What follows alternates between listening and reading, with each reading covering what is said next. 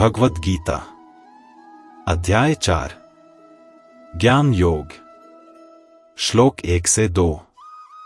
श्री भगवानुवाच इम विवस्वते योगं प्रोक्तवानहम् अव्ययम् विवस्वान्मन्वे प्रा मनुरिक्ष्वाक्वे ब्रवीत् एवं परंपरा प्राप्तमिम राजर्षियो विदुः सकालिनः महता योगो नष्टः परंतप।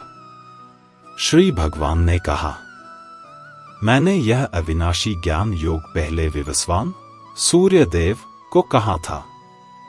विवस्वान ने इसे मनु को बताया और मनु ने इसे इक्ष्वाकु को समझाया। इसी प्रकार यह योग परंपरा से प्राप्त होता रहा और राजर्षियों ने इस ज्ञान को जाना। लेकिन हे अर्जुन, काल के प्रभाव से यह योग लुप्त हो गया।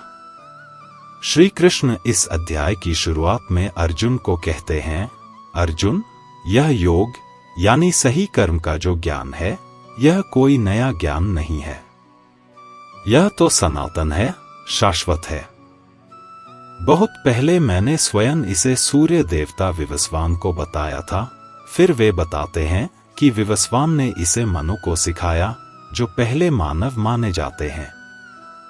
मनु ने यह ज्ञान इक्ष्वाकु को दिया, जो सूर्य वंश के पहले महान राजा थे, उसी वंश के जिसमें आगे चलकर भगवान राम का जन्म हुआ।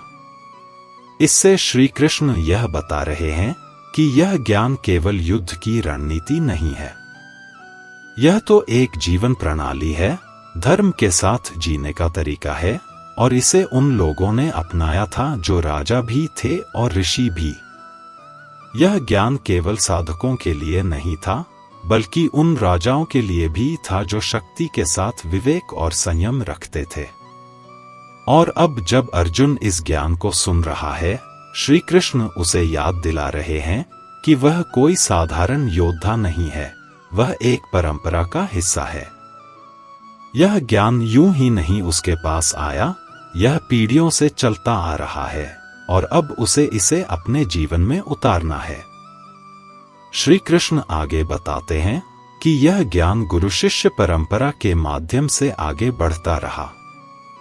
ये राजर्षि, जो राजा भी थे और ऋषि भी, इस योग का अभ्यास करते थे, धर्म से कभी नहीं डिगते थे और अपनी शक्ति का उपयोग सत्य और न्याय के लिए करते थे। लेकिन समय के साथ यह परंपरा टूट गई। धीरे धीरे यह ज्ञान लुप्त हो गया, क्योंकि मनुष्य भटक गया।